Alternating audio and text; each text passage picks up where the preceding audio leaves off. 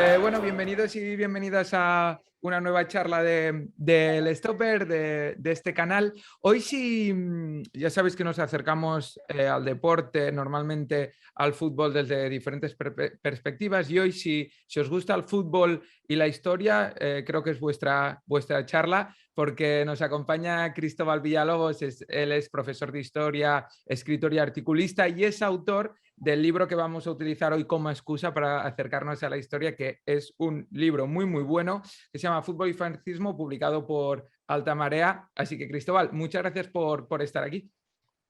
Pues un placer, encantado de charlar un ratito contigo y con todos los espectadores. Decía que es un libro muy, muy Mirando bueno. desde A mí me casa. encantó. Ya va por la segunda edición, se publicó en marzo de 2020.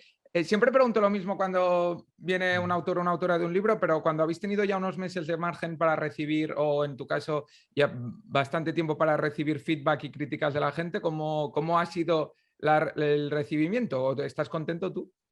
Estoy contentísimo porque se publicó, sí, bueno, se iba a publicar en marzo de 2020, pero nos pilló el confinamiento, justo el momento cumbre, digamos, ¿no? Cuando nos tuvimos que Ah, bueno, encerrarnos y claro. tal. Y lo retrasamos a junio, porque, entre otras cosas, porque la distribuidora nos decía que no podía mandar los libros a las librerías. Entonces, bueno, fue un momento ahí un poquito delicado y lo sacamos al final en junio de 2020. Estamos ya en 2022 y se sigue hablando del libro y genial, porque ha salido muchísimo en prensa. No puedo quejarme. La repercusión ha sido bastante grande, bastante más de lo que yo me podía imaginar. Y Claro, luego yo he los dicho, lectores que me dan, sobre todo por redes sociales y tal, pues está siendo muy positivo. sí, sí, claro, he dicho marzo porque estaba previsto que fuese marzo, eso Mm. es. A mí me puso, para que no se enfade, porque supongo que habrá la entrevista, un amigo mío que se llama Javier Madrigal me puso en la pista sobre el libro. Me dijo un día que yo colgo una foto con libros, las navidades pasadas, me dijo: tío, te tienes que comprar Fútbol y Fascismo, que te va a encantar. Y la verdad, como decía al inicio, me encantó, y es que se lee muy fácil porque los capítulos son muy cortos, y como decía, si te gusta la historia y el fútbol es imposible que no te guste el libro, y no se hace nada pesado. El ritmo es como muy, muy ágil, porque como decía, se van contando además, o sea, episodios o anécdotas que mucha gente igual desconocemos antes de acercarnos al libro, pero de una manera como sin profundizar mucho para que se te haga, que se te pueda hacer pesado, pero contando los detalles más importantes para que te atraiga y conozcas la historia. La idea era un poco eso, Cristóbal. Sí, yo es que, bueno, como tú has dicho, soy articulista en diferentes medios y había escrito ya un par de artículos sobre el tema. Entonces, cuando se me ocurrió escribir el libro, la idea era hacer como un conjunto de artículos periodísticos, ¿no? Pues precisamente por eso, para que sea una cosa ágil, amena, divulgativa. Eh, Siempre lo explico, porque cuando digo fútbol y fascismo y tal, pues hay gente que se echa un poco para atrás, ¿no? Dice, a ver si va a ser esto un tocho de 100 páginas ahí analizando, pues yo qué sé, ¿no? Pero la idea era eso. Es verdad que hay una introducción así un poco más teórico, pero que también es muy, muy cortita, y luego son muchas anécdotas con capitulitos pequeñitos, que la idea era que no fueran de más de 3 4 páginas, hay algunos más largos, hay algunos más Mm. cortitos, pero que se pueden leer ágil y no hace falta leerlo del tirón. Es decir, que eso también es la idea, ¿no? Que tengo un ratito ahora en el metro, pues puedo leer uno, puedo leer dos. Si me leo otro dentro de 2 meses, pues no hay ningún problema, porque cada historia es particular, ¿no? Cada historia cuenta una cosa diferente. Y además el tamaño, ahora que decías lo del metro, es perfecto porque no es muy grande como para llevarlo incluso en el bolsillo de la chaqueta, pero no es como los de bolsillo que a veces, por ejemplo, a mí me cuesta leerlos, igual no es tan cómodo. Y ahora con las gafas y mascarilla, que es un poco más rollo, creo que es un tamaño que va muy bien. Oye, Sí, Cristóbal, está. antes de meternos un poco en historias del libro y tal, esto surge un poco de, como decías, de artículos que ya habías escrito tú o que escribías en Hot Down, si no me equivoco. Sí, los primeros fueron en Hot Down, exactamente. Sobre todo, bueno, el primero que escribí creo recordar que fue sobre los mundiales del 34 y el 38 Ujú. con Mussolini. Y hice ya una pequeña trilogía en Hot Down, porque el siguiente fue sobre el mundial de Videla y el siguiente sobre la Eurocopa de Franco de 1964. Mm. Y la verdad que cuando lo estaba escribiendo ya tenía la idea, digo, esto a lo mejor si lo voy siguiendo y voy escribiendo otras historias, lo mismo da para un libro. O sea que la idea fue casi a la vez que empecé a escribir los artículos. Es muy común entre, he dicho al principio que eras profesor de historia, no sé si es muy común entre colegas tuyos acercamientos así a la historia desde el fútbol o si cada vez es más común. Bueno, tradicionalmente no, siempre se ha denostado, ¿no? Desde Mm, la intelectualidad, el deporte en general, pero bueno, tú ya sabes, porque vosotros hacéis un poco eso también, que hay una corriente ahí desde ya hace un tiempecito de acercarse al fútbol desde la cultura, ¿no? Ahí está pues, Panenka, ¿no? mm. Donde, bueno, también colaboramos con ellos venden mis libros, yo les he escrito alguna cosa también anteriormente. Y bueno, y Libero y muchas Sí. editoriales, ¿no? Alta Marea, que es la editorial de nuestro libro, aquí lo tengo, pues tiene varios libros también de fútbol muy chulos, ¿no? Entonces cuando fui a escribirlo, obviamente tuve que buscar bibliografía y ya se iba viendo una bibliografía importante, tanto de cosas divulgativas como la mía, ¿no? Ya va viendo literatura, por ejemplo, también en Italia y en otros países, ¿no? Pero aquí en España también. Y también hay cositas ya académicas, estudios bastante ya importantes de periodistas, perdón, de profesores de universidad que hacen estudios más científicos, más académicos o de la sociología. Es decir, que ya va viendo una bibliografía interesante bueno, que te habla de fútbol desde temas políticos, desde temas sociales, desde temas de literatura y bueno, ya yo creo que ya los intelectuales se están metiendo más en faena, ¿no? Ya hubo algunos que cito en el libro como Camí, ¿no? Que le gustaba y bueno, también otros que lo denostaban como Borges, pero que ya se va hablando de fútbol no solo como algo así de la plebe, ¿no? Que era lo primero que se hacía referencia. En relación a un par de cosas en relación a lo que decías. Alta Marea, por cierto, yo no tengo nada que ver para lo que lo estoy viendo con Alta Marea, ni me patrocinan ni nada, pero ahora que decía eso Cristóbal, aparte del libro de Cristóbal, tiene una colección muy chula, ahora es, bueno, colección, si podemos llamar colección, pero de varios libros relacionando, como dice Cristóbal, historia, cultura y fútbol, también Eduard Usay también ha publicado ahí, varios autores italianos, bueno, que echarle un ojo que está interesante. Hay uno también sobre la URSS y el fútbol, bueno, echarle Sí, es uno. que precisamente yo me puse en contacto con ellos porque ellos publicaron, traducido del italiano, Fútbol y Poder en la Unión Soviética. Mm. Y cuando me llegó, yo también hago reseñas en varios periódicos de libro y tal, me llegó, yo no los conocía de nada, me llegó la información, vi el libro, lo reseñé y dije, pues realmente esto es lo que yo quiero hacer. Entonces Sí. directamente fui a hablar con ellos, digo, oye, que tengo esta idea. Y yo ya me adelanto a tus preguntas porque siempre me preguntan, oye, ¿y solo hay manipulación política en el fascismo y tal? Digo, no, pero no voy a hacer una enciclopedia, digo, voy a centrarme en el fascismo. El que quiera ver la manipulación desde el lado soviético tiene ese libro Mm. de Curleto, que es también que la ha hecho Altamarea. Y ahora, como tú dices, han sacado otro muy curioso sobre fútbol y política en los Balcanes durante la guerra. Lo Durante tengo la guerra pendiente y apuntadísimo ese. Tengo muchas ganas Sí, de eso está leerlo, muy bien sí. también. Y ahora más recientemente han sacado otro sobre fútbol y política en general, que es el que tú comentabas. Otro sobre Maradona, Sí. fenomenología de Maradona se llama. Es decir, ya tienen una colección, aunque no es una colección porque están dando todo de su colección de ensayos, pero que la verdad que está muy bien. Tú has dicho que no tiene nada que ver con ello, yo sí, porque me han publicado el libro, lo aviso, pero los libros están muy bien, sinceramente. Sí, sí, no, no. El de Fenomenología Maradona, además, también escrito por varios autores, vi, y el de los Balcanes tengo escrito muchas ganas, sí, sí. Bueno, Altamarea, si estáis viendo esto, me lo podéis mandar. Cristóbal, y otra cosa que te quería decir al hilo de lo que comentabas de intelectuales que sí que denostaron el fútbol, yo para esta charla me lo había estructurado, si te parece bien, un poco siguiendo el orden que tú propones en el libro. Que es un prólogo que ahora te quiero preguntar al respecto, luego Italia, Alemania, en cuanto a las dictaduras, España y luego dictaduras en América, un poco hacer ese viaje como propones tú en el libro. En cuanto al prólogo, te quería comentar que hace referencia a Borges, conocido por ser, bueno, muy crítico con el fútbol. También explicas varios intelectuales que dijeron en su momento que creían que el fútbol al final era una herramienta para entretener, no sería la palabra, sino adormecer o narcotizar, o como lo queríamos llamar a las masas. ¿Tú crees que realmente era así? Y si actualmente aún sigue teniendo esa función en algún... Ya no en algunos países, en el nuestro, si eso sigue siendo utilizado de esta manera. Bueno, sí y no. Es decir, el fútbol es maravilloso como entretenimiento, a mí me gusta, me gusta mucho, es decir, que no, aunque veo que puede ser usado como una herramienta maligna, como digo en el libro, y se sigue usando hoy en día, pues eso no quiere decir que haya que denostarlo, ¿no? Eh, Hoy, igual que hace 100 años, es el deporte que más pasiones levanta. Entonces, es muy fácil intentar usarlo como arma para adormecer, como tú dices, o para directamente adoctrinar, es decir, como arma pasiva o como arma activa, digamos, ¿no?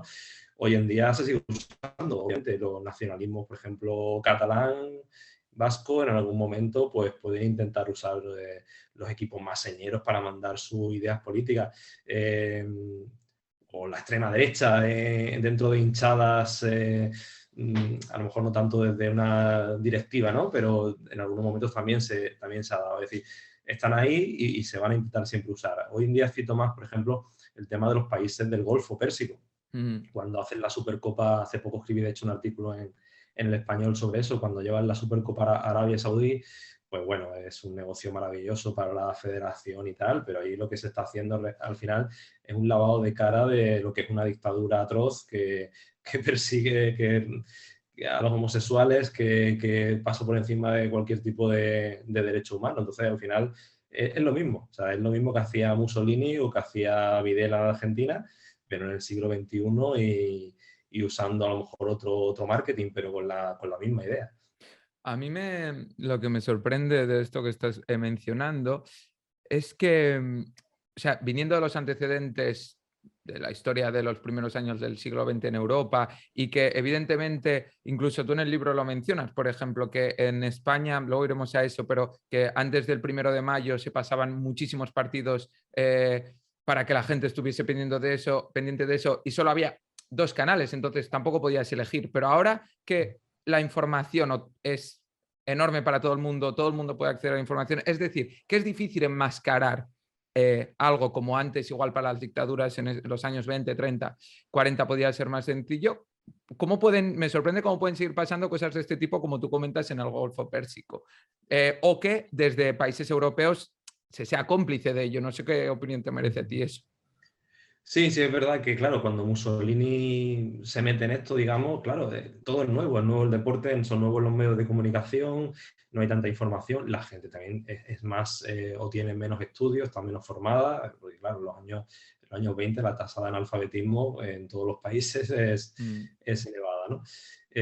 ¿Cómo sigue ocurriendo hoy en día? Pues es una buena pregunta, pero ocurre. Y al final es que por suerte, ¿no? Porque el fútbol es maravilloso, pues sigue moviendo masas increíbles.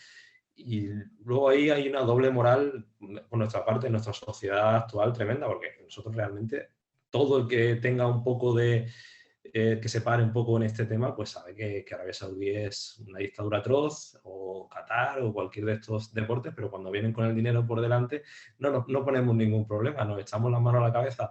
Cuando aquí en España, pues no sé, hay cualquier movimiento homófobo, que obviamente Mm. hay que perseguirlo, ¿no? Pero si pasan a Arabia Saudí no nos preocupa porque vienen con los petrodólares por delante, ¿no? Sí. Cuando yo soy de Málaga, cuando compraron el Málaga, al Tani, pues todo el mundo, fenomenal, ¿no? Y es un delincuente de cuidado, ¿no?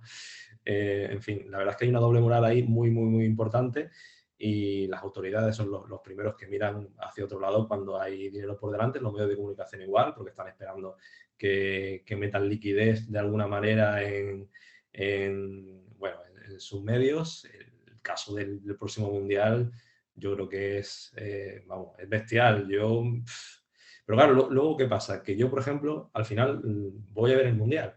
Ya, Voy a ya, poner ya, la ya, tele, ya, ya. voy a ver el partido, cuando yo lo que debería hacer es negarme a verlo, porque se ha demostrado incluso que hay casos de corrupción, que se ha obtenido de manera ilegítima ese mundial y que luego encima los que van a hacer negocios pues son todos unos corruptos cuando no son unos dictadores asesinos, ¿sabes? Entonces al final la culpa la tenemos todos, ¿no? Yo vi la Supercopa, por ejemplo, Sí. lo reconozco y a lo mejor lo que deberíamos hacer pues es no verla. fin. Esto lo comentamos con Guillem Balaguer y Albert Gimós. Con Albert Gimós al hilo del periodismo de investigación y con Guillem Balaguer de cubrir grandes eventos, hablando del Mundial, y decíamos eso. Les preguntaba yo, ¿y cuál tendría que ser el papel de periodistas como vosotros que estáis en primera línea en cuanto a esto? Es verdad, es que al final... Bueno, es el mundo que vivimos y es verdad lo que hablas tú, la doble moral, de que y al final en el sitio donde tú trabajas, qué te piden hacer o que tú, hasta qué punto tienes tú, puedes manejar eso. Bueno, ya metiéndonos en el libro, Cristóbal, ahora mencionabas a Mussolini, que es el primero que, digamos, que fue el precursor o el primero de los dictadores que utilizó el fútbol como arma política. Bueno, arma política o de adoctrinamiento, como le queramos llamar. ¿Fue el fútbol, o sea, fue el fútbol de manera premeditada? Es decir, en esos años, igual no al principio del régimen de Mussolini, pero luego más tarde aparecen Bartali, Fausto Coppi en el mundo del ciclismo, es decir, que tenía figuras en diferentes deportes. ¿Escogió el fútbol porque vio la magnitud que tenía o fue una cosa más casual?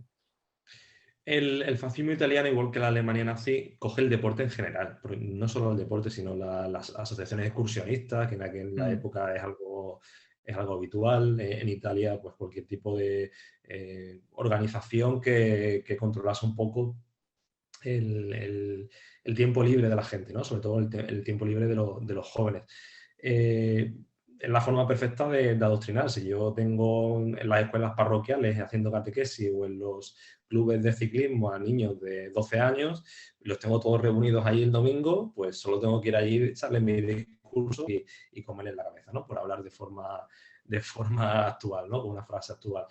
Entonces, al principio usan todo, ¿no? Todo tipo de organismo cultural está controlado por el fascismo. Claro, coincide el surgimiento del fascismo en los años 20 con el boom del fútbol, boom a nivel mediático, digamos, ¿no? El fútbol existe ya décadas antes y ya se está extendiendo, pero el boom mediático empieza ahí, ¿no? Por ejemplo, la primera estrella, hay algunos autores que dicen que la primera estrella mundial es Ricardo Zamora y es en esa época.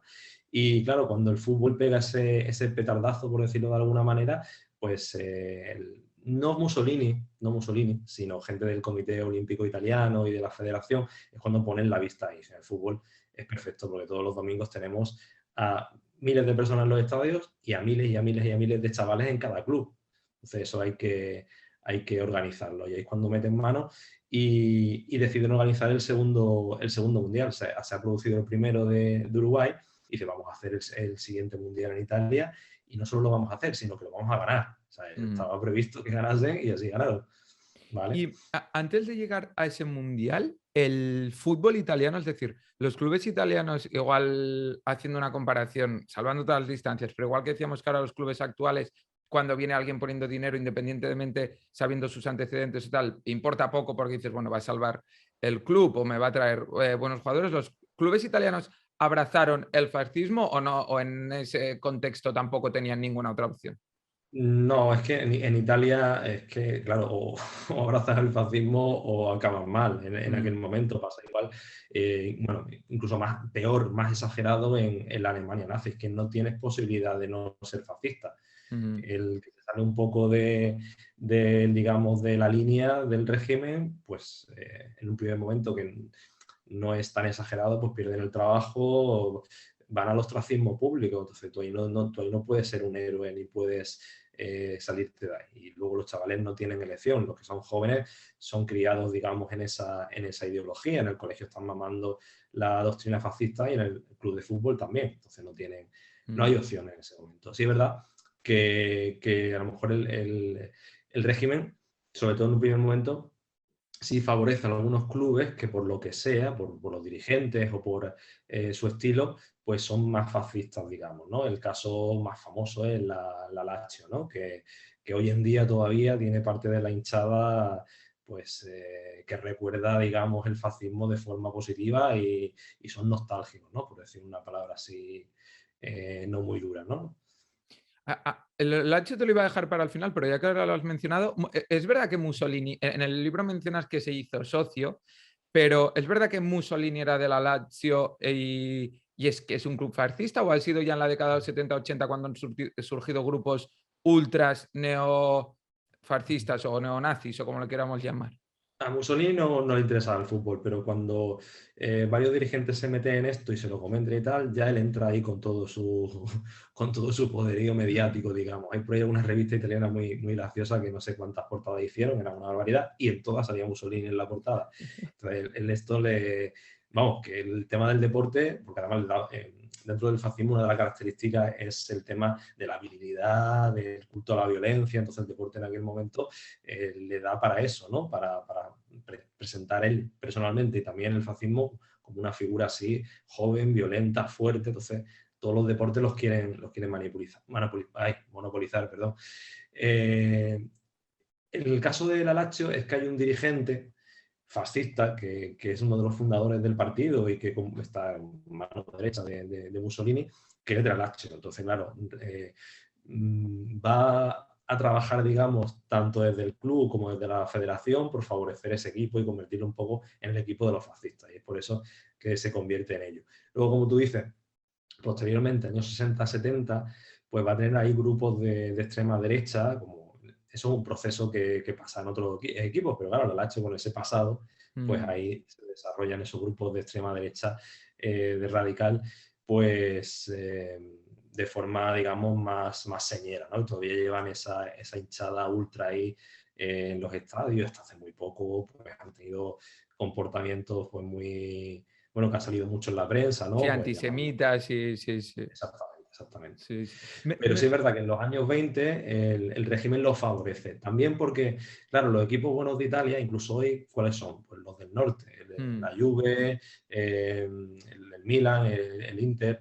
Y claro, el fascismo, con la cosa de potencia del nacionalismo italiano, dicen como que la capital, Roma, no tiene un equipo potente que pueda competir. Entonces, la Roma, por ejemplo, surge fusionando varios equipos que los obligan a fusionarse, lo obliga el Estado, ¿vale? El régimen fascista, para conseguir un buen equipo. Y la Lazio, pues tres cuartos de lo mismo, le favorecen la nacionalización de jugadores extranjeros, le benefician de diversas maneras y lo que están buscando es que Roma también sea la capital en lo futbolístico. Eso me sorprendió, yo no lo sabía, al leer tu libro me sorprendió un par de episodios. O sea, yo conocía como, no con tantos detalles, pero evidentemente la historia del Mundial del 34 sobre todo, luego en el 38, cómo habían luego iremos a eso, cómo habían nacionalizado a jugadores sudamericanos y demás, pero me sorprendió el querer combatir y de manera interna combatir en el sentido, bueno, ahora ya con Mussolini no sé si es en el sentido de combatir a los equipos del norte favoreciendo a los equipos romanos, pero luego dentro de la propia Roma, después del Mundial del 34, también querían perjudicar a la Roma en beneficio de la Lazio. Luego cuentas otro episodio, creo que es un equipo de Bolonia, tú me corregirás ahora que también le interesaba porque el dirigente o el presidente era fascista, no sé qué equipo, dos equipos de Bolonia creo que es, o me refiero que dentro de Italia también se favorecían y se perjudicaban a ciertos clubes. Sí, porque, por lo que he dicho antes, porque al final en esos equipos, más que Mussolini o más que el régimen, eran determinados líderes fascistas que por su origen o simplemente por su afición, pues querían beneficiar a su equipo. Entonces iban metiendo ahí y lo iban haciendo como equipos señeros del fascismo. Y luego sí es verdad que el Bolonia y el Génova, vaya, donde hubo ahí conflictos, pues en la otra hinchada pues había tradicionalmente obreros comunistas, obreros socialistas, entonces ya surgía ahí el conflicto, ¿no? Aunque realmente en teoría todos tendrían que ser fascistas, porque claro, ya el régimen se supone que había solucionado esa conflictividad social y que todos eran fascistas, pero tradicionalmente pues había hinchadas también con obreros, ¿no? Pero bueno, al final, por ejemplo, el tema de la Roma fue Bácaro, que era un general fascista, bueno, quería beneficiar a Lazio porque él era de la Lazio. O sea, ahí realmente, bueno, tenemos la excusa política, pero también ahí era tema personal, digamos. Y ya que era ya como este es mi juguete, quiero que gane mi equipo, vamos a... Totalmente, Y totalmente. luego llega el Mundial del 34, explicas tú también en el libro que en el primero, en el de 1930, lo intentan organizar, no pueden, organizan el del 34 y lo preparan todo para poderlo ganar. Desde, como decíamos, nacionalizar a jugadores, pagándoles muchísimo dinero para que se vayan a vivir a Italia, los llamados oriundi. Luego, no sé si extorsionando, pero apretando a árbitros para que fuesen benévolos, Yo creo que sí, que era extorsionando, sí. Vamos a extorsionando. llamarlo Sí, sí. fácilmente. Y Sí. entonces, a mí y ahí lo acaban ganando. A mí lo que me sorprende es como, por ejemplo, Inglaterra igual no se presentaba a esas competiciones porque ellos creían que estaban por encima de todo eso, igual no tanto por una protesta política, pero me sorprende que ya siendo el régimen una cosa establecida y que Mussolini ya tenía, bueno, ya había dado la vuelta a todas las cartas, todo el mundo sabía más o menos lo que era Italia en ese momento, porque hay tantos equipos, tantas federaciones importantes que deciden ir. ¿Tú eso lo has podido Bueno, investigando? es que eso, sí, es que, pero bueno, es que claro, podemos hablar de las Olimpiadas de Berlín, Claro. donde fue todo el mundo, incluyendo los Estados Unidos, y la ceremonia la presidía Hitler. Mm, En fin, es que, claro, viendo desde la perspectiva de ahora, pues nos parecen unos criminales abyectos, pues Hitler, Mussolini y todos estos, ¿no?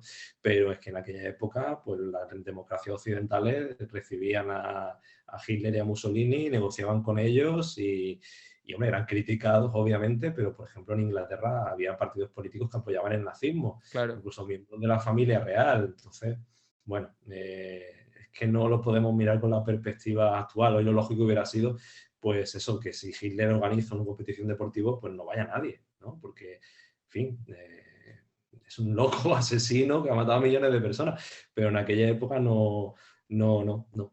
Incluso el fascismo se consideraba algo moderno en gran parte de la sociedad occidental, estoy hablando de Inglaterra o de Francia, no solo de España.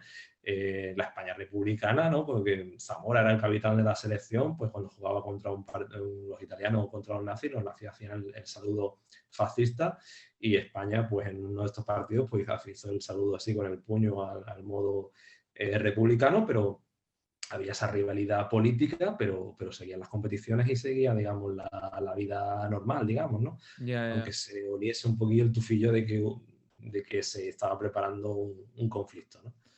La España, la República sí que boicoteó las Olimpiadas de Berlín, ¿verdad? No fueron. A las de Berlín sí, pero claro, Ah, porque España estaba ya al borde de la guerra, entonces eso solo lo menciono en el libro, daría para otro artículo, pero en la República en aquel momento estaba gobernando el Frente Popular, la mm, situación ya era bastante tensa en España y el gobierno de la República decidió hacer una cosa que es una especie de Olimpiada Popular que se iba a hacer en Barcelona y ahí sí surge lo que tú dices, ¿no? Que es hacer una especie de boicot al fascismo.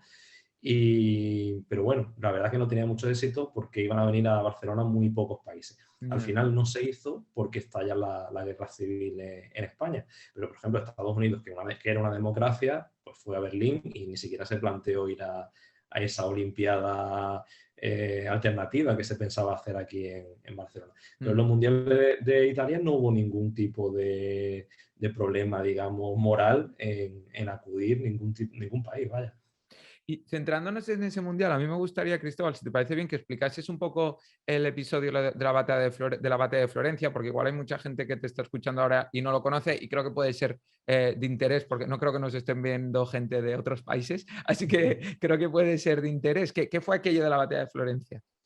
Bueno, pues básicamente fue que nos pegaron una paliza, pero una paliza literal, es decir, que no, nos partieron costillas, rompieron tobillos, porque España tenía que jugar los cuartos de final con Italia en el Mundial del 34 en Florencia, pues se llama la batalla de Florencia, en el Mundial que Mussolini había decidido que iban a ganar ellos.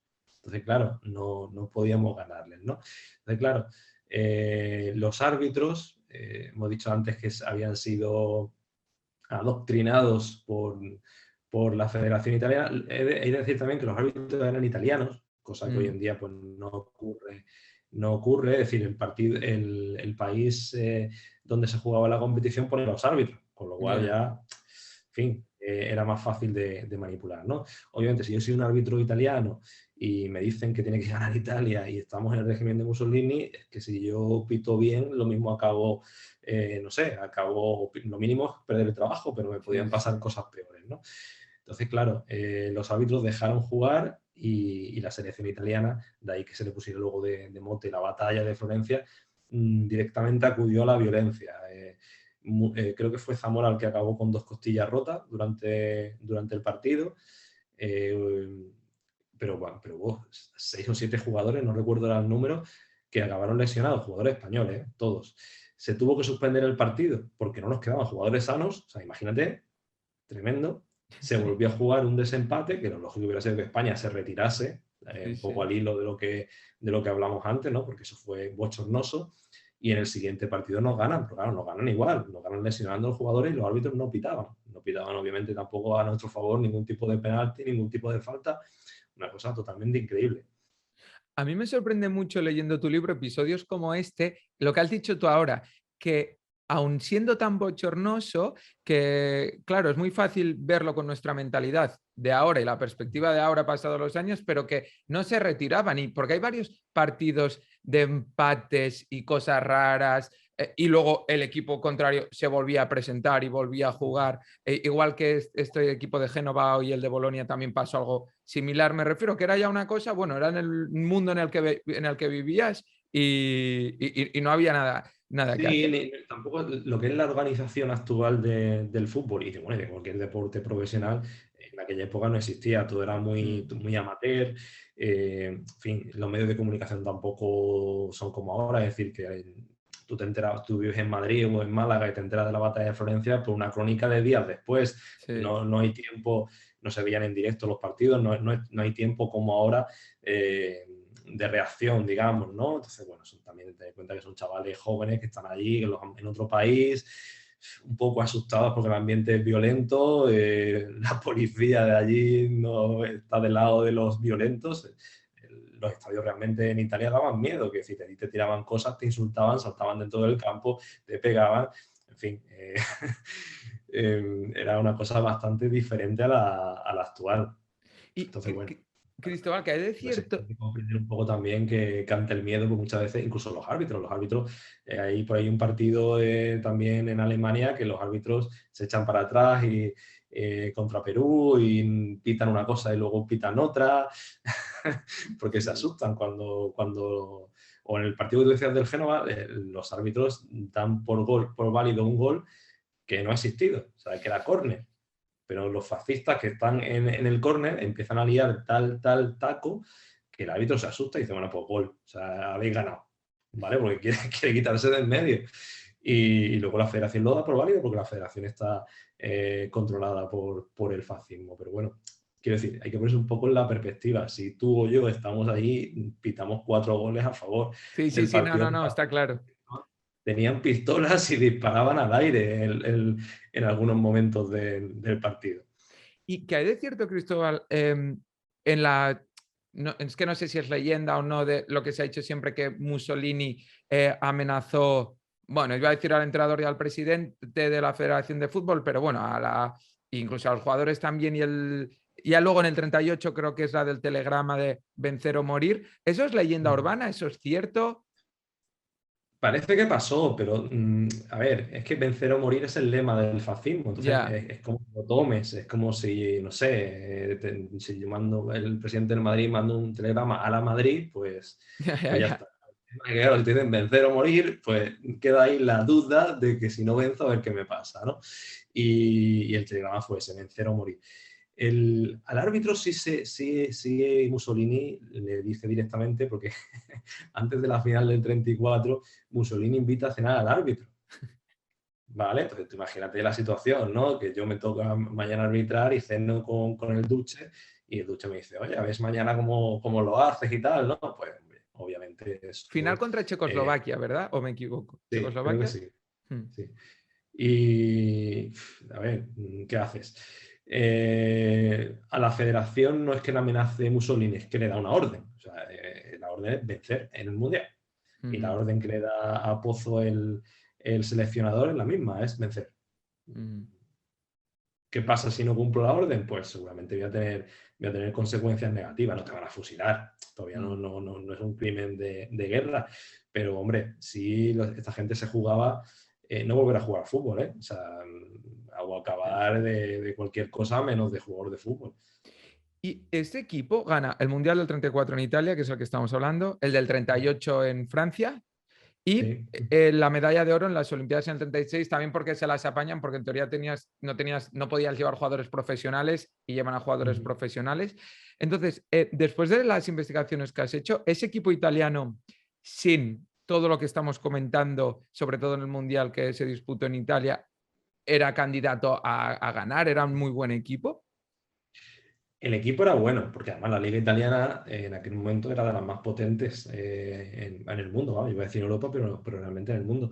Pero bueno, las ayudas fueron muy importantes, podía haber ganado como no haber ganado. España, por Mm, ejemplo, era muy buena también en el 34 y había otros países ahí también con selecciones muy, muy buenas. El 34 es que, claro, con las ayudas arbitrales y los oriundi, porque claro, los oriundi que tú lo has comentado antes, era que hicieron una especie cuando Mussolini dio la orden de ganar el Mundial, hicieron como una hoja de ruta, ¿qué hacemos para ganarlo? ¿No?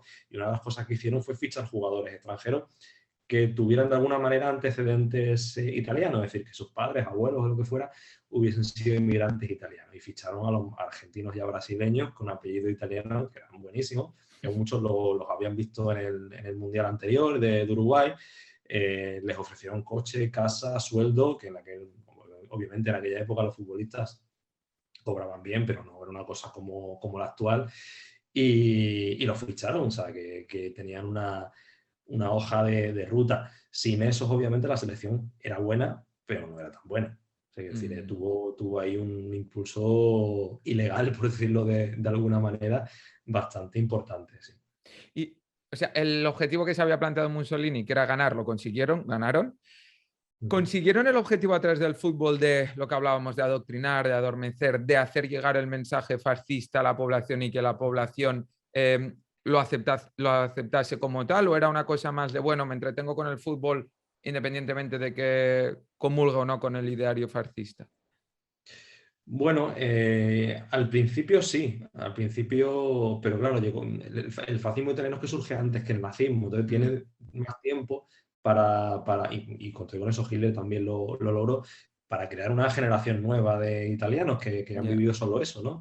Entonces el fútbol ahí fue un arma fundamental, porque es una forma de enseñar a los jóvenes valores que ellos creían fascistas, ¿no? El culto a la violencia, a la juventud, a la jerarquía, el respeto a la autoridad. Entonces, todos los deportes les sirven, igual que les sirven, pues yo qué sé, ya he dicho antes, la sociedad excursionista, que era algo muy común, eso más en Alemania, pero en Italia también era algo común, pero el fútbol ahí es lo fundamental. Y luego, a través de la selección, se consigue cohesionar a la población en torno a esos éxitos, es decir, somos la caña. El régimen fascista es el mejor del mundo porque bueno, ahí está el ejemplo. Hemos ganado 2 mundiales, hemos ganado la Olimpiada, ganamos también en otras competiciones. Eso demuestra que somos una raza superior, Mm. ¿vale? Porque aquí también hay algo muy de racismo, ¿no? De ser superior al resto del mundo. Entonces, claro, como lo han demostrado deportivamente, pues es un argumento ahí muy, muy potente.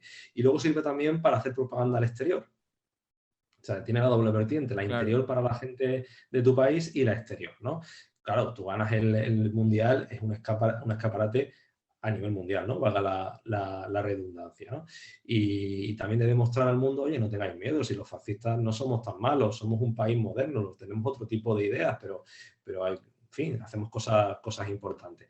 Un poco también lo que hizo la Alemania nazi con las Olimpiadas. Las Olimpiadas estuvieron maravillosamente organizadas y fueron muy innovadoras desde el punto de vista técnico. Por ejemplo, fueron las primeras Olimpiadas que se retransmitían por radio y había altavoces en la calle con el cual tú podías escuchar pues, el partido de fútbol o la competición de piragüismo, que era algo que no se había hecho nunca. Se hicieron películas que tampoco se habían hecho documentales ahora de deporte y la idea era un poco eso, somos los mejores, el nazismo es modernidad, es algo positivo, claro, es lo que comentábamos antes. Nosotros ahora al nazismo no podemos darle ningún adjetivo positivo porque hemos visto lo que han hecho y es imposible. Pero en aquella época todavía no habían hecho muchas de las barbaridades que iban a hacer, otras estaban tapadas, escondidas, y entonces, bueno, aunque había mucha gente que no se dejaba engañar, obviamente, pero gran parte de la sociedad occidental lo veía simplemente como algo diferente, no como algo Mm. malo. Sí, claro. Y para describir ese contexto ya yendo a Alemania, el contexto de la época, señalas un episodio em, que es paradigmático, que es cuando la selección inglesa va a jugar a Berlín y hacen el saludo fascista a los jugadores ingleses. Cuando luego, con los años, si tampoco has estudiado mucho la historia, tú ves a Inglaterra como uno de los referentes del bando aliado, liberando Europa. Pero claro, es que en Inglaterra en esos años, lo has dicho tú hace un rato, había mucho adepto al nazismo, pero ¿cómo se explica ese tipo de episodios? Aún, evidentemente, desde la perspectiva de la guerra no ha empezado, no sabemos todo lo que está sucediendo ni que se están construyendo campos de concentración, pero ¿cómo desde la Federación Inglesa se anima eso a los jugadores o por qué? Pues se anima desde un punto de vista, digamos, diplomático, es decir, vamos a limar asperezas y había cierta tensión, porque claro, Inglaterra, igual que Francia, pues se había estado oponiendo diplomáticamente a las diferentes anexiones que había hecho Italia, ¿no? Perdón, Alemania, recordemos que se anexionan Austria, los Sudetes en Checoslovaquia, que van a por Polonia, y claro, Francia e Inglaterra, Estados Unidos se suele quedar al margen hasta última hora, son, digamos, la oposición diplomática, porque hasta ahora no ha habido conflicto bélico. Entonces los ingleses, con una perspectiva, bueno, de buena educación, vamos a tener un detalle con ellos para rebajar la tensión, y esa es la idea del Ministerio de Asuntos Exteriores, que se lo transmite a la federación simplemente da la orden a los jugadores, y hay algún jugador por ahí que le parece una barbaridad, pero el resto, bueno, si me da la orden de la federación, pues lo hago, ¿no? Entonces tenemos ahí la foto de la selección inglesa, brazo en alto, Mm. pero también pasó en esos años que Alemania va a jugar a Inglaterra, y igual como un detalle, ondea la bandera nazi en Inglaterra, ¿no? Que hoy nos parecería una auténtica barbaridad. Y Es decir, encima, que hay controversia en aquel momento, ¿no? Que hay periódicos que les parece esto bien y otros que les parece una barbaridad y protesta. Y hay también incluso manifestaciones, sobre todo de la comunidad judía en Inglaterra, y lo apoyan algunos partidos como el de izquierdas y tal, que apoyan estas reivindicaciones, que bueno, que ya saben lo que está pasando con los judíos en Alemania, y eso que todavía pues no están funcionando los campos de concentración, pero bueno, se les está eliminando de la vida con las leyes de Nuremberg, se les obliga a llevar la escarapela, se les quita de los puestos de funcionarios, es decir, se les está haciendo barbaridades, y hay controversia y hay protestas, ¿no? Pero todavía el gobierno inglés pues dice, no, vamos a tener un detalle diplomático y tal.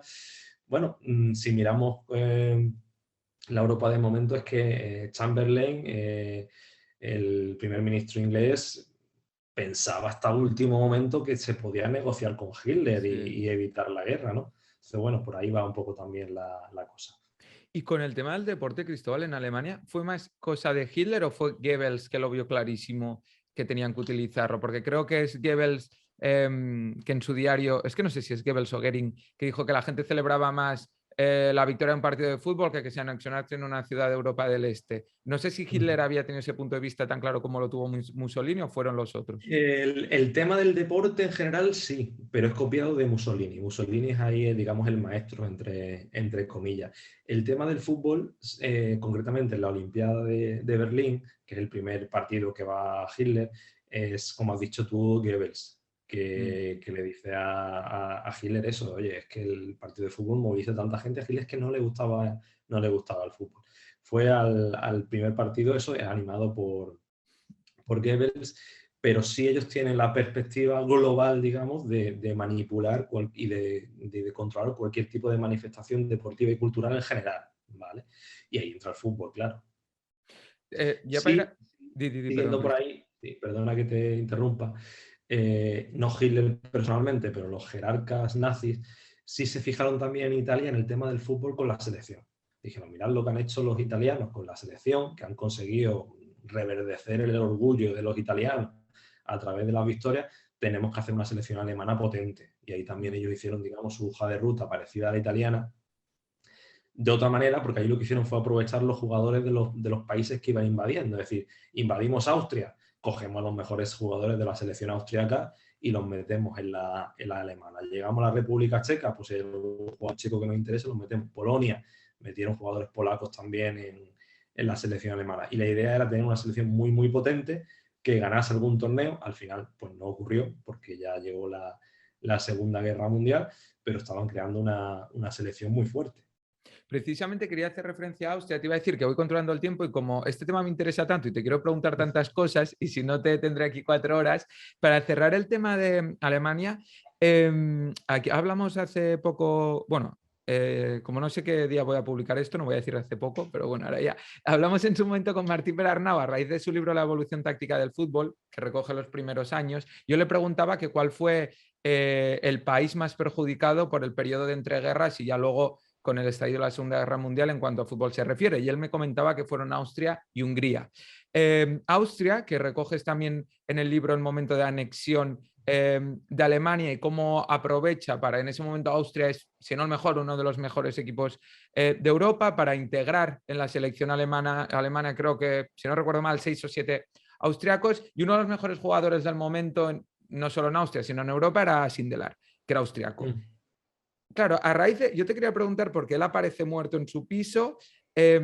Estas cosas son episodios que luego están probados que fueron cosa del nazismo, de te niegas a jugar con la selección alemana, te mandamos a la Gestapo o es muertes por otras cosas que luego se han relacionado con esto. No sé si hay constancia de represalias en este sentido.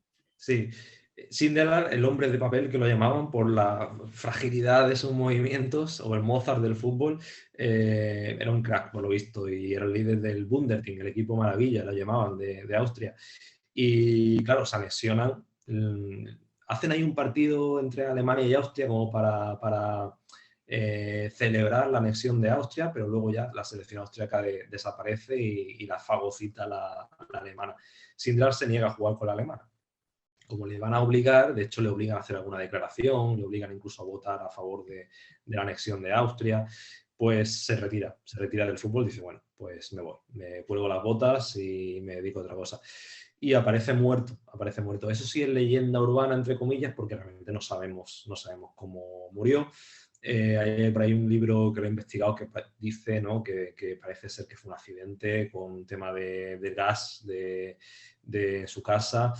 Pero claro, como parece muerto intoxicado por el gas, junto con su pareja, que era además judía, o de origen judío, pues claro, está ahí la leyenda de que, bueno, que se lo quitó de en medio la Gestapo. Realmente no lo sabemos, no te puedo decir a ciencia cierta, y así lo digo en el libro, no te puedo asegurar que lo asesinasen, lo mismo fue simplemente un accidente. Lo que sí está claro es que se vio obligado a retirarse del fútbol para no defender los colores de la Alemania nazi, y se le había, digamos, expulsado de la vida pública. O sea, él tenía que haber dado, era una persona muy, muy, muy popular, y tuvo, digamos, que echar un pasito atrás y esconderse un poco, tener una vida un poquito más menos llamativa, porque claro, se había puesto en el disparadero al negarse a jugar con Alemania. De hecho, era tan popular que cuando murió, a pesar de eso, fueron miles de personas al entierro. Vale, sí, es que te quería preguntar por eso, porque las dudas que quedaban ahí sobre el... Ya para cerrar Italia y Alemania, decías que Mussolini evidentemente tuvo más tiempo para crear nuevas generaciones de italianos ya que hubiesen nacido y crecido, o al menos crecido, de la mano del fascismo. Hitler, que tuvo menos tiempo, también utilizó ese método, aparte del fútbol o los grandes eventos deportivos como podrían ser las Olimpiadas, sino haciendo referencia un poco a lo que decías tú de los clubes de excursionistas y demás, también utilizó eso que en la educación ya a muy temprana edad meter el tema del deporte, de la competitividad, de querer ser una raza superior también en ese aspecto. Sí, con el deporte en general, ahí estaban las juventudes hitlerianas, por las cuales tú simplemente por ser joven ya eres militante y te llevaban de campamento, y dentro de, igual que te llevaban de campamento, pues tenían equipos de todo, que era algo maravilloso en el sentido de que proporcionaban posibilidades de deporte y de viajes y de todo tipo de actividades a chavales que de otra manera no lo iban a poder hacer, pero claro, aprovechando eso, pues le metían la política, ¿no? Esa era el arma. Pero bueno, pasaba igual en la escuela estaba el retrato de Hitler, y por las mañanas pues había que cantar los diferentes himnos, y al final los chavales y bueno, las chicas igual, también había juventudes femeninas. Hitler era el padre de la patria y el salvador de la patria. Era como, bueno, algún autor lo llama, algún historiador lo llama una religión política. Se sustituye Dios por un Dios político, que en este caso Hitler, pero realmente es como, pues, si, no sé, aquí en España hace décadas, pues todos los colegios eran religiosos, ¿no? Pues allí la religión era Hitler. Ahora que estás diciendo esto de las juventudes hitlerianas, me ha venido a la cabeza en la película de Jojo Rabbit, no sé si la has visto, Sí, sí, sí, sí. refleja un poco eso también, ¿no? Es un poco... Sí, bueno, la película es un poco diferente, ¿no? Sí, sí. Es un toque así más surrealista, pero es eso, ¿no? Es coger a los niños y meterles en la cabeza las ideas, aprovechando cosas que son positivas. Tú ponte, yo cuando se lo explico a mis alumnos, que a unos pues tienen 16, 17 años, pues les digo, a ver, si tú tienes 12 años o 10 y te dan un uniforme, te dan una escopeta de juguete, te llevan a jugar a hacer instrucción militar. Y digo, ¿a ti eso te hubiera gustado? Claro, dice, sí, es chulísimo. Es que a un niño de 10 años dice, te vamos a llevar de campamento y te vamos a dar unas medallas y tal, vamos a jugar a la guerra, pues eso es muy llamativo Ya, ya. para un niño. Pero claro, mientras tanto te vas memorizando las canciones, te van metiendo ideas políticas que luego no te puedes sacar de la cabeza porque te las han metido de tan pequeño que para ti es la verdad. Ujú. Sí, sí. No, bueno, quien quiera saber más de Italia o Alemania, que se compre el libro, porque si no, no vamos a avanzar y no voy a dejar a Cristóbal. Y quería llegar a España. Cristóbal, antes de ya consolidado el régimen, habiendo ganado Franco la guerra, me llamó la atención, que, y eso no lo sabía, que durante la propia guerra civil hubo como un par de ligas en ambas retaguardias, o sea, o la primera Copa del Generalísimo, creo que mencionas, pero Ujú. durante el transcurso de la guerra. Claro, porque como España se parte en dos, ¿no? En el Mm, bando nacional y el bando republicano, pues es curioso que siguen las ligas en cada bando, pero claro, en la zona republicana se juega la Copa Presidente, presidente de la República, y en la zona nacional la Copa del Generalísimo, que es la primera, que es lo que sustituye a lo que luego sería la Copa del Rey, ¿no? Cuando llega la democracia. Se juegan más las copas porque es más fácil de organizar, porque, claro, al estar partido España en dos, lo que sería una liga normal es más complicado. Pero sí, el fútbol se parte en dos, digamos, igual que el país. Y también hay dos selecciones. Hay un momento dado en que hay una selección republicana y una selección nacional. En teoría, según la FIFA, la oficial era republicana, pero llega un momento que el franquismo consigue que se acepte su selección como la oficial y eso lo usa el franquismo también como para demostrar al mundo que su régimen es el bueno, digamos, y no el republicano, ¿no? Es decir, las organizaciones internacionales como la FIFA nos aceptan como un país, ¿no? La España de Franco. ¿Y qué uso le dio el franquismo al fútbol? Porque hay como dos etapas, ¿verdad? La primera cuando aún el eje no ha perdido la Segunda Guerra Mundial, que sí que se quieren asemejar al modelo italiano.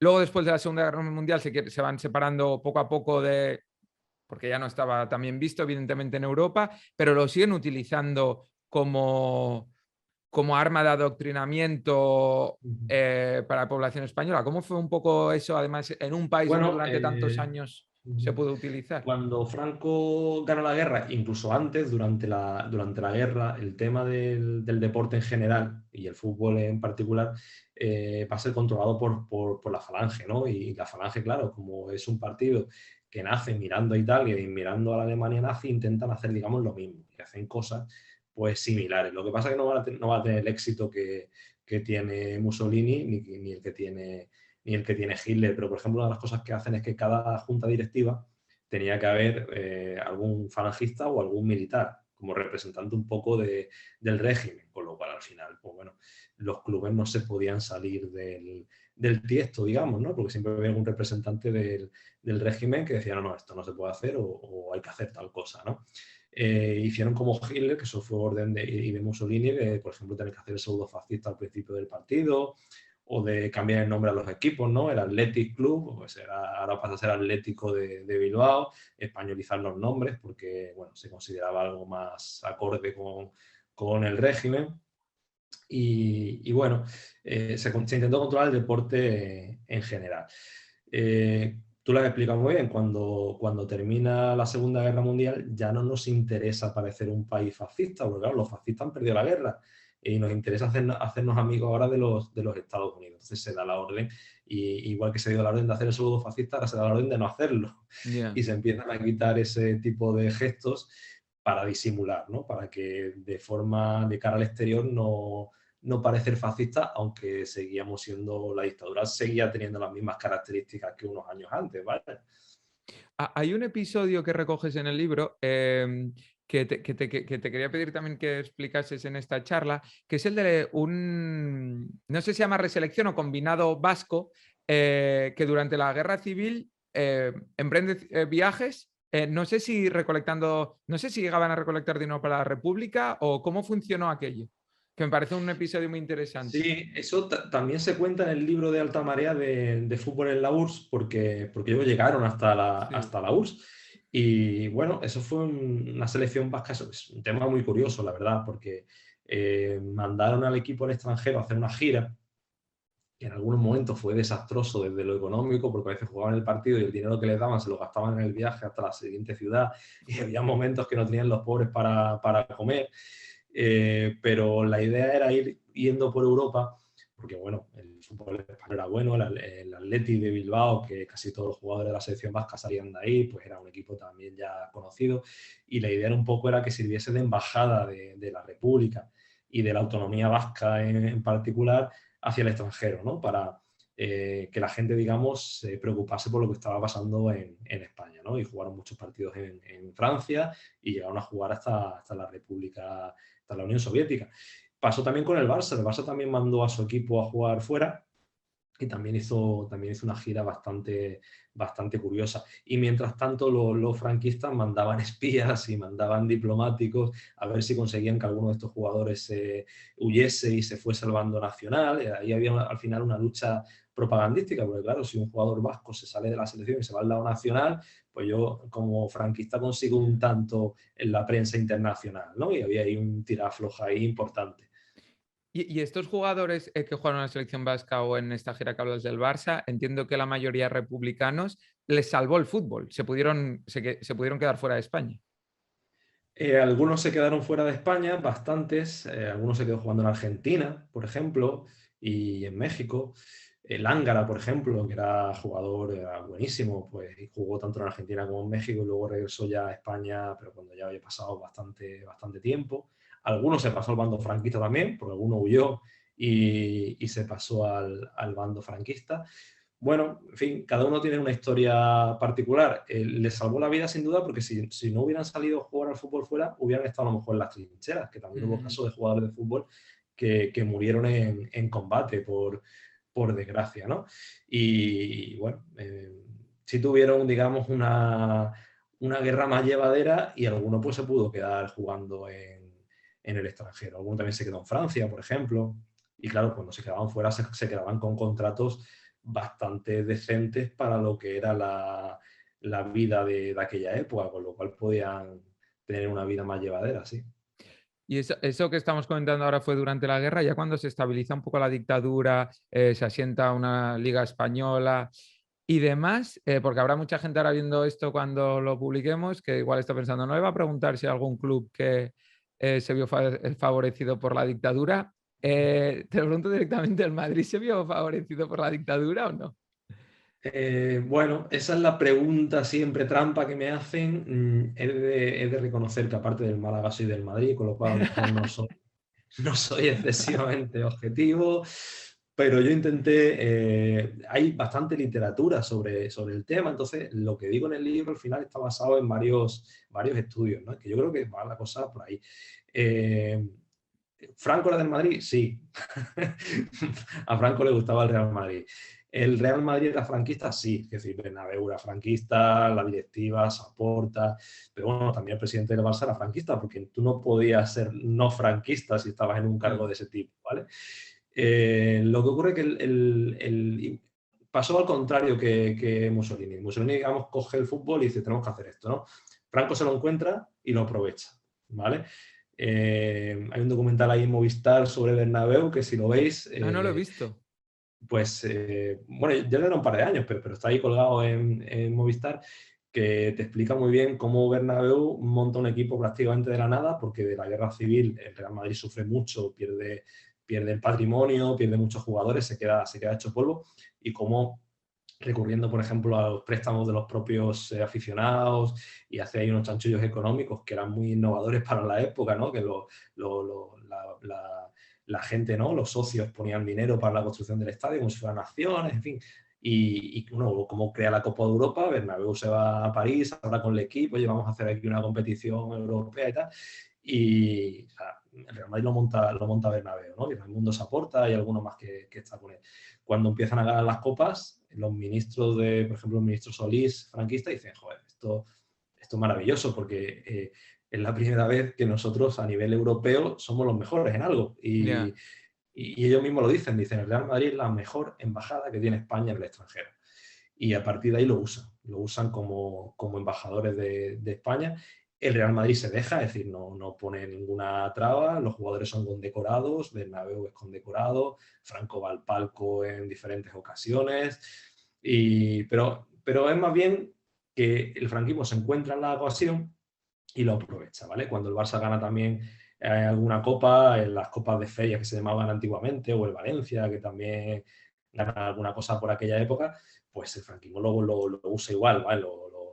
Lo intenta manipular de la misma manera. Yo que no soy del Madrid, utilizaré el corte en el que dices, ¿Franco era del Madrid? Sí, para anunciar la entrevista. No, vale. No, y es verdad un poco lo que dices tú, que me ha gustado la explicación esta, que no es tanto como en Italia, que Mussolini fue el que tuvo claro el plan de invertir en el fútbol y tal. Aquí es el franquismo que se aprovecha de ya un Madrid potente. Pero no, y esto también te lo preguntaba Lilo, esperando y deseando que me contestases esto por otra parte, pero no, también porque como decías que eso me parece muy interesante, que cada directiva debía tener también alguien adepto, no adepto al régimen, sino parte del partido o de algún cargo de responsabilidad. Por eso te lo preguntaba, porque veo muy difícil que en esos años cualquier club se pudiese separar del franquismo. No sé si hay algún ejemplo de eso. No, es que no había forma de separarse, pero pasaba igual con, no sé, con los clubes náuticos. Es decir, también la directiva estaba controlada por gente del régimen a través de la delegación de juventud, que se llamaba, del Ministerio de Cultura, posteriormente, antes del Movimiento Nacional. En fin, que no había forma, igual que las instituciones académicas o culturales. Tú, como funcionarios, jurabas los principios del movimiento, es decir, eso estaba controlado igual que la sociedad en general y no había muchos héroes porque ser un héroe significaba perder el trabajo y, hombre, no podemos pedir a la gente tampoco que sean héroes con las cosas de comer, ¿no? Alguna vez, sobre todo ya imagino que cuando la dictadura se relajó, lo utilizo como eufemismo, que se me entienda, cuando ya en los últimos años de la dictadura, no sé si hay algún episodio que fuese contraproducente contra el régimen, es decir, de la manera que están utilizando el fútbol, pero que al ser un sitio también donde se juntaba mucha gente, ya cuando la gente empieza igual a tener más margen ya en los últimos años de Franco, no sé si hay algún episodio reivindicativo en los campos de fútbol. No muchos. El franquismo al final usó el fútbol, tú lo decías al principio de la charla, como narcótico social, ¿no? Con el tema de poner partidos de fútbol cuando era el Día del Trabajador, el 1 de mayo y cosas así. Y era un entretenimiento. Más que una propaganda política como Hitler Mussolini, menos en momentos puntuales, que si el franquismo lo usó como la Eurocopa del 64 para darse propaganda, el resto de la dictadura fue simplemente para tener a la gente entretenida, vaya. Cuando ya se acerca la transición, ya eso sí se pierde, y el Atlético de Bilbao, el Atleti de Bilbao, perdón, y el Barça, pues sí empiezan a representar un poquito esa oposición al franquismo desde la periferia, desde los territorios que quieren autonomía. En ese momento no se habla de independencia, se habla de regionalismo, de autonomía, de defender la cultura catalana y vasca, en este caso el idioma, ¿no? Que se había denostado durante el franquismo. Y ahí sí hay varios casos puntuales que hablo en el libro, que, por ejemplo, cuando Iríbar saca la Icurriña, Sí. ahí ya había muerto Franco, pero seguía prohibida la Icurriña y la saca al estadio. y es muy importante porque a partir de ahí se normaliza el uso de la ikurriña, que estaba prohibida hasta ese momento. Y un par de años antes, un poco antes de la muerte de Franco, que es cuando la dictadura fusila estos famosos fusilamientos de los terroristas del FRAP, que Eduardo Aute hizo la canción Al Mm. Alba, ¿no? Tan conocida, pues hay varios jugadores del Atleti que salen con un brazalete negro, ¿no? En señal de duelo, y obviamente eso era pues una amenaza directa a la dictadura, ¿no? Y ellos tienen ahí una excusa, ¿no? No hemos puesto el brazalete porque ha fallecido alguien de la directiva, un familiar, creo que era un familiar de la directiva, pero lo hacían como protesta por los fusilamientos, ¿no? Que además Ujú. había tenido eco en el extranjero, había protestado Olof Palme, el presidente sueco, el Vaticano se había opuesto también, y luego también un par de jugadores del Racing de Santander también hicieron lo mismo, sacaron el brazalete negro, ¿no? En señal de duelo por esos fusilamientos, y era, digamos, la primera vez que el fútbol servía de lo contrario que hasta ahora, que era para oponerse a la dictadura. Y la selección española, no sé si en esto también te ha dado tiempo estos años que llevas escribiendo de investigarlo. ¿Se identificó totalmente por el simbolismo, por de dónde se venía como una cosa de adeptos al régimen o gente contraria al régimen también se identificaba o celebraba las victorias de la selección española de fútbol? Bueno, hay incluso en Madrid, volviendo al Madrid, que por ejemplo, cuando iba a jugar al extranjero, a pesar de ser el emblema de la dictadura, los exiliados que había, por ejemplo, en Francia o en Suiza iban a verlo, que eso es Yeah. algo bastante curioso, ¿no? Por el tema también de la nostalgia y tal.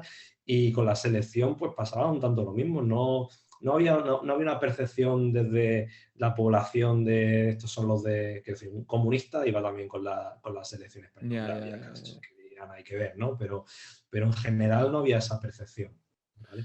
Y ya para ir Quizá acabando, luego, perdona, dime. después de la dictadura, quizás ahí es cuando más la selección pierde el interés.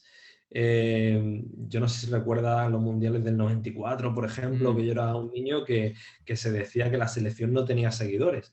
mm. Y yo creo que viene un poco de ahí, se manipuló tanto el tema patriótico, ¿no? Que luego, cuando llegó la democracia, la gente se centró más en los clubes y en otro tipo de fútbol, ¿no? Más que en la selección. Luego eso, cuando ganamos la Eurocopa y el Mundial, pues como que se olvidó otra vez, ¿no? Sí, es verdad, hubo esos años, los 90 principios del 2000 que no, es verdad que no tenía ese seguimiento. Pues yo quiero acabar un poco quería acabar con Argentina, si te parece bien, Sí, si nos sí. da tiempo, que es un poco siguiendo el tema del libro, porque Argentina también me parece, tú me corregirás, pero como el último régimen que utiliza el fútbol en un gran evento con el Mundial del 78. No sé si después de eso hay otra dictadura que organice un evento como unas Olimpiadas, no sé, estoy pensando sobre la marcha, o un Mundial de fútbol. ¿Cómo fue porque mira, por cierto, aquí hablando en unas primeras charlas con Ángel Capa, me explicaba que él se fue de Argentina precisamente cuando la dictadura militar, que desde aquí, desde Madrid hacían boicot al Mundial, pero que luego cuando jugaba Argentina los partidos también celebraban los goles, que al final el fútbol tiene esto, incluso torturados y torturadores, había pausas cuando los partidos y los torturadores paraban para celebrar goles y les dejaban ver los partidos. Bueno, estas cosas de locos que pasan con el fútbol. Y volviendo a la pregunta, ¿es el último régimen que utiliza un gran evento para esto? Bueno, a nivel mundial, a nivel de un mundial, sí. Sí. Luego está el mundialito de Uruguay, por ejemplo, que fue unos años después, pero de un acontecimiento tan potente, sí, es el mundial del 78. Y lo que pasa es que sí, es verdad que no ha dejado nunca de ser usado con fines políticos. Ahí está, como digo antes, el libro de los Balcanes, ¿no? Que esos Mm. partidos, pues estamos hablando ya de los 90, ¿no? De principios de los 90, es decir, que hasta el día de hoy se sigue usando. Pero como un mundial, claro, un mundial, al final está tan a la vista que ya quizás es más complicado y no se deja que una dictadura lo organice hasta ahora, que es el mundial de Qatar, ¿no? Que realmente es una dictadura también. Que también, antes hablábamos de se tenía que entender, bueno, claro, es verdad, el Mundial de Qatar. Es que ahora acabas de decir, claro, el Mundial de Qatar al que se va a celebrar ahora va a ser el último, claro. Claro, claro. Es que hoy en día, por ejemplo, que hubiese un Mussolini fascista o un Stalin, nadie le daría la organización de un mundial, pero Claro. se lo hemos dado a Qatar, que Sí, tiene un sí. estilillo, vaya. Es que además estamos hablando antes de eso y yo ahora dándole vueltas. Además estaba enunciándote la pregunta y pensando, no te dejes ninguno, no te dejes ninguno, pues el próximo mismo, claro. Eh, en el Mundial de Argentina del 78 además se produce en un momento que están habiendo muchas desapariciones, detenciones, bueno, en un momento dramático para Argentina. La gente aún así que se vuelca con el Mundial, se vuelca con la selección. Sí, sí, sí, sí, por lo que hemos hablado antes, a la gente el fútbol le apasiona y la Argentina es una religión, como es bien sabido. Y bueno, lo hacen también para eso, lo hacen para tapar todas las muertes que ha habido, los vuelos de la muerte, estos famosos, Mm. las torturas en la escuela mecánica de la Armada, lo hacen para eso, para taparlo hacia el interior y también taparlo hacia el exterior, con el apoyo, es decir, de los Estados Unidos, que simpatizan con la dictadura, porque claro, estamos en la Guerra Fría y ellos apoyan las dictaduras americanas de derecha, ¿no? Por la cosa de que no haya gobiernos de izquierda. Y bueno, la verdad es que poco movimiento hay mundial en contra de ir a ese mundial. En Holanda algo, Amnistía Internacional, ya empiezan las madres de la Plaza de Mayo, empiezan a hacer Sí. sus reivindicaciones, pero no pasa nada, que decir, se va a un país donde se tortura y se mata mientras se juegan los partidos de fútbol. Que precisamente antes decíamos, ¿cómo podía ser que nadie boicotease el del 34? Bueno, es que 40 años después, Sí, sí, sí. porque Cruyff boicoteó ese mundial o no fue, porque siempre está con la cosa de si boicoteó o había pasado, le había pasado algo en Barcelona, creo, no sé si unos Sí. ladrones, estoy hablando ahora sin saberlo muy bien. Fue exactamente eso. Asaltaron su casa y bueno, parece ser que se quedó bastante tocado, ¿no? En el sentido de que le daba miedo, miedo sobre todo por su familia, ¿no? Que le pudieran secuestrar, que pudieran volver a pasar algo parecido. Y decidió no viajar a Argentina precisamente por eso. Pero luego ya, claro, como en Holanda precisamente fue donde más se habló del tema de los derechos humanos y hubo otros jugadores que incluso que estando en Argentina jugando y aceptando el Mundial, fueron a la Plaza de Mayo a ver a las madres de la Plaza de Mayo, hoy se llaman abuelas de la Plaza de Mayo, pero entonces Sí. se denominaban madres de la Plaza de Mayo, y los jugadores dijeron, bueno, hemos venido aquí a jugar, pero vamos a acercarnos a hablar con estas mujeres, ¿no? Para darle visibilidad a lo que está pasando. Entonces, claro, pues se dijo eso, que Cruyff lo había hecho por no ir. Pero bueno, si hubiera sido por eso, lo hubiera dicho, ¿no? Porque era la forma Ya. también de reclamar la visión sobre eso. Y según diferentes autores y diferentes textos que hay por ahí, nos inclinamos más por eso, ¿no? Que se quedó un poco traumatizado, por decirlo de alguna manera, con ese asalto y decidió no viajar al Mundial. Que encima Holanda juega esa final que también hubiese acabado de ya redondear el círculo de que hubiese sido irónico que precisamente Holanda la ganase. Ya para acabar, Cristóbal, no me quería dejar Brasil, porque nunca se habla o no se habla tanto de que cuando el Mundial del 70 que gana Brasil en México, Brasil también está viviendo unos años de dictadura.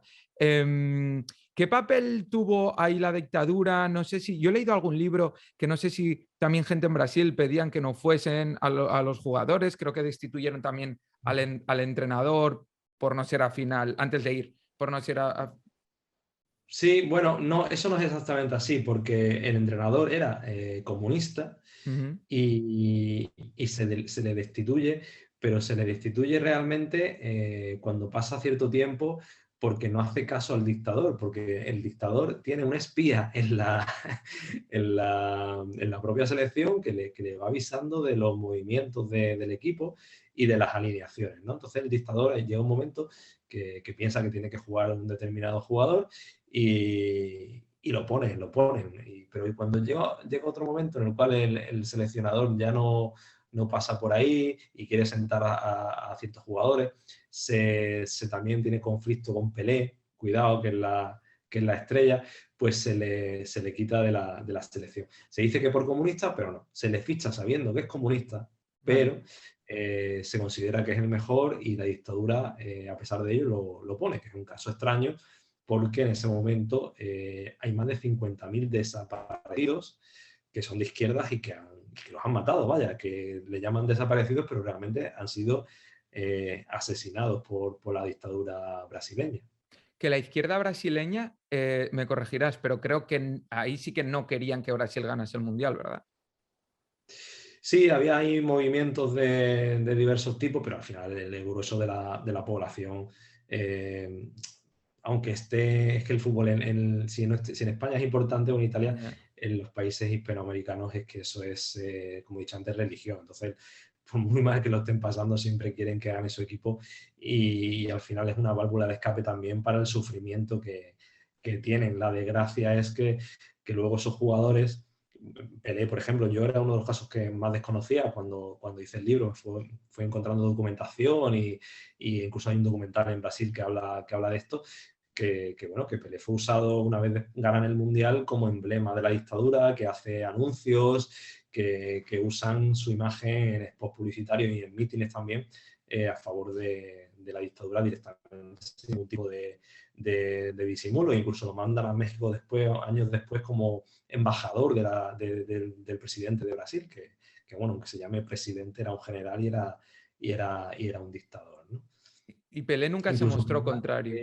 me acabo de acordar de otra cosa, incluso Pelé visita a la policía política brasileña en un momento dado, que es la policía que tortura, o sea, la que detiene y la que tortura, y él llega a visitar la sede pues como una visita así cultural, digamos, ¿no? Como el que va a ver un colegio o el que va a ver una universidad. Pero y Pelé entonces nunca se mostró contrario a la No, no, dictadura. no, para nada, al revés, pasó por el aro, por decirlo de alguna manera. Sí, es verdad que Pelé tampoco mucha cultura política no tenía y bueno, cuando empieza a destacar tiene 15 y 16 años y digamos que la dictadura lo coge en volandas y lo usa sin ningún tipo de problema y él se deja, cuando lo mandan a México de embajador va con dinero del Banco de Brasil directamente pagándole los gastos con condecoraciones, es decir, él se encuentra muy a gusto en esa misión. Bueno, pues como cada vez que explica algo Cristóbal le preguntaría más y más, lo voy a dejar aquí porque si no, no os vais a comprar este Fútbol y Fascismo publicado por Alta Marea, que bueno, ya habéis visto con esta charla, bueno, varias de las cosas que recogen, pero aquí las tenéis en profundidad y muy bien detalladas y como decíamos, en un ritmo súper dinámico y agradable de leer. Cristóbal, la última que te voy a pedir, que le pido a todo el mundo, es que me dejes, porfa, que luego pondremos en redes, una recomendación, puede ser literaria, cinematográfica o musical, de lo que quieras, aunque no esté relacionado con fútbol. Bueno, cinematográfica, pues tendré que decir Evasión o Victoria, porque hay un capítulo sobre en el libro y era mi película favorito de niño. Y bueno, pues no sé qué más. No, Cinematográfica, una de las tres, no hace falta vale, literaria, bueno, musical o sí, cinematográfica, lo que quisieses. Evasión de Victoria o también el documental de Bernabéu que hemos dicho antes también, que es muy, muy interesante también. Sí, sí. Evasión o Victoria, ahora que lo dices, me recuerda que ves, no te he preguntado por el partido de Kiev, que te quería preguntar, pero bueno, a leer el libro y lo encontraréis también. Oye, Cristóbal, muchas gracias, lo he pasado genial. Espero que hayas pasado un buen rato. Sí, la verdad que sí, llevamos un tiempo largo, ¿eh? Se Sí, nos ha sí, no, una pasado hora y rápido. 20 diría o así. Sí, sí, espero que cuando nos vean, pues también se les pase, sea entretenido. Muchas gracias, Cristóbal. Muchas gracias, un abrazo.